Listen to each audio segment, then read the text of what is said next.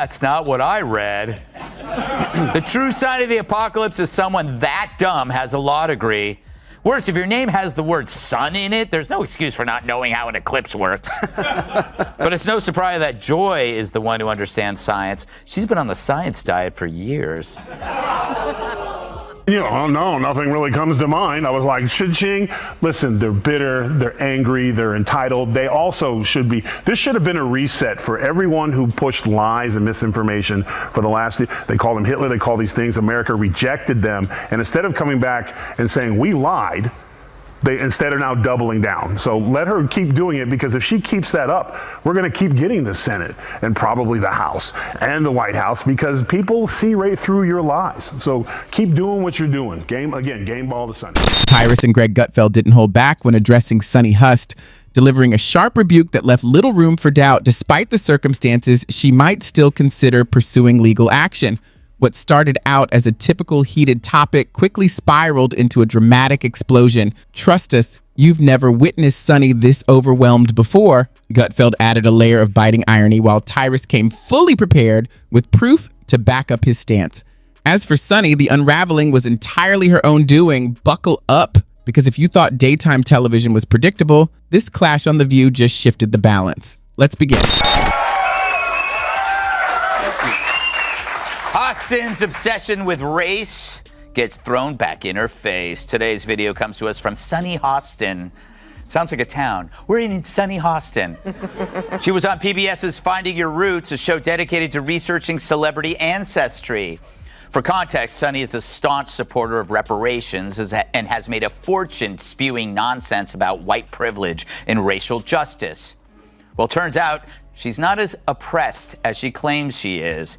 She's actually the descendant of slave owners from... Dressed in Chanel and brimming with self-righteous energy, Sunny Host took her seat, ready to unleash yet another lecture, almost as if she were auditioning for the role of a professor at some imaginary academy of exaggerated outrage. But instead of applause, she was hit with a storm of reality, met head-on by the icy pushback of Tyrus and Greg Gutfeld, broadcasting from an entirely different studio. Her bold insistence that her stance was unshakable didn't win respect. It became the internet's latest punchline, transformed into a viral meme fittingly titled, "When Delusion Meets Data." Wow. I'm a little bit in shock. I just always thought of myself as Puerto Rican, half Puerto Rican. I didn't think I was, my family was originally from Spain and slaveholders. Yeah.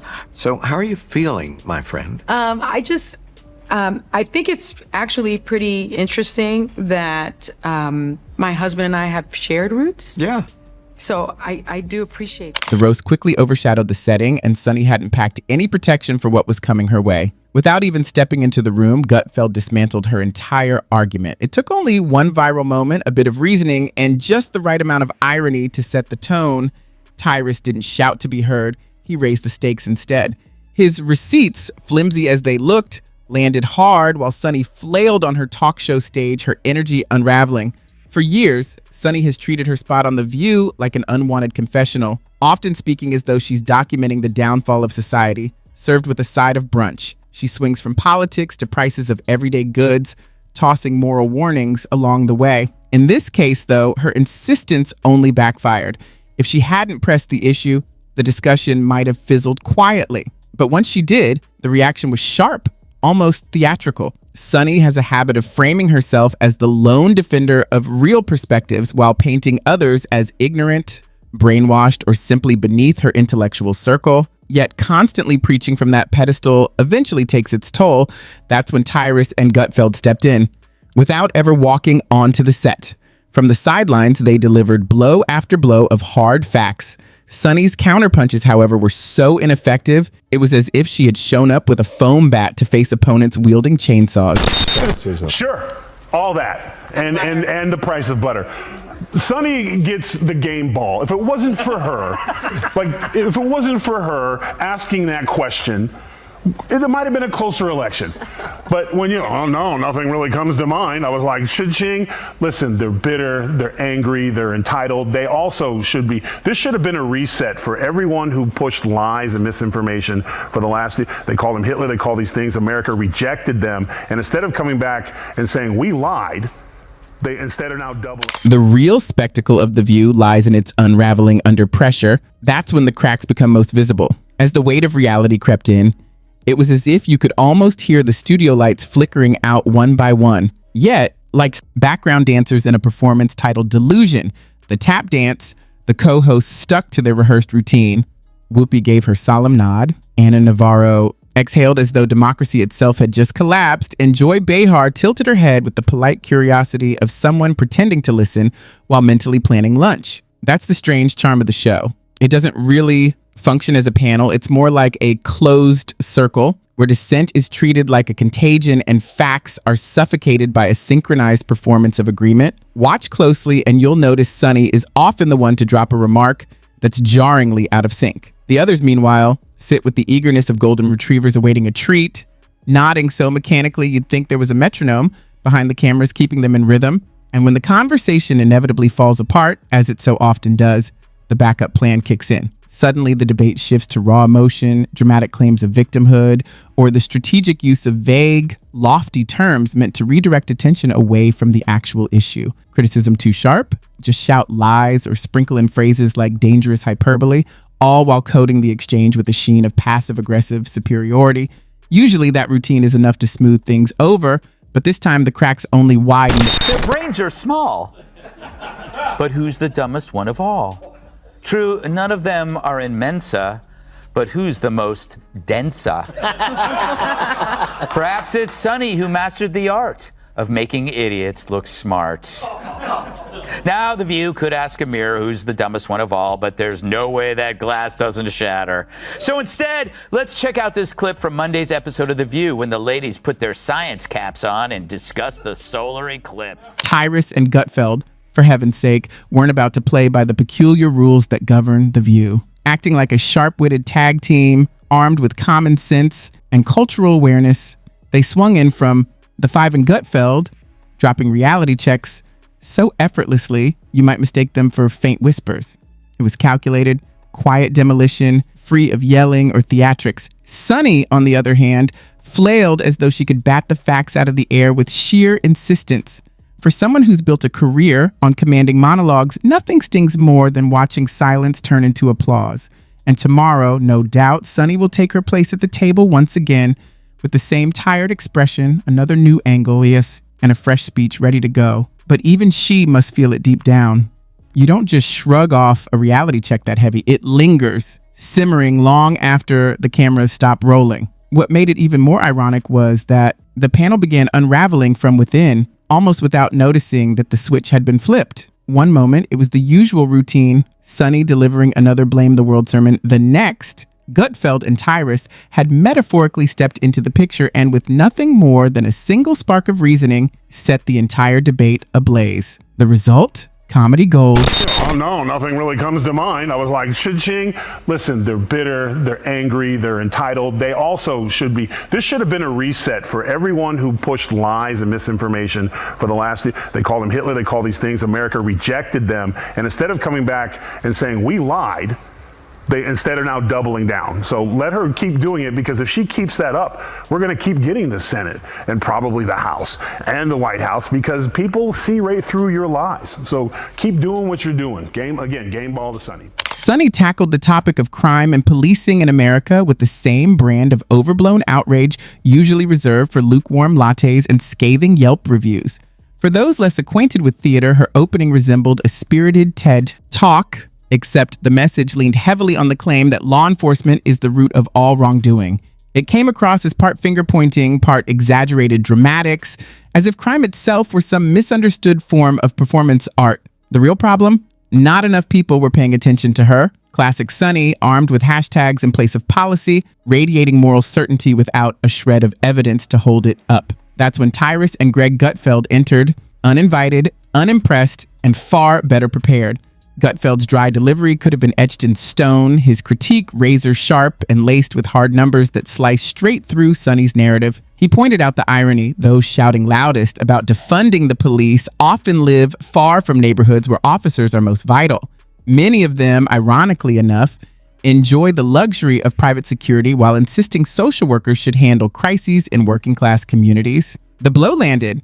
Sunny blinked, stunned, like someone suddenly forced to reveal their computer password live on air. In that moment, it wasn't just the mood that evaporated, the entire script crumbled. I think that women, white women in particular, want to protect the patriarchy here because it's to their benefit. Yeah. They want to make sure that their husbands do well. They want to make sure that their sons do well. They want to make sure that their children do well. And they want to make sure that they do well. Most of the women in some of these studies are married white women, and they do fall in line with what their husbands are doing.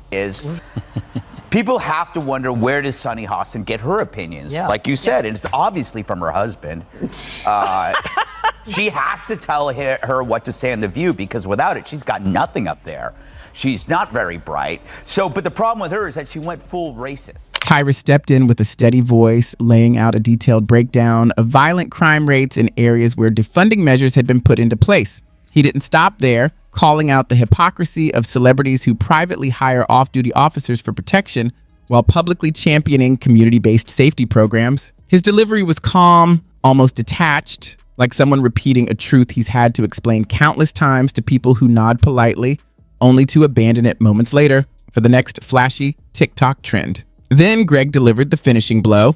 His remark didn't just hit, it spread like wildfire online. Suddenly, the atmosphere on The View shifted from fiery debate to frantic damage control.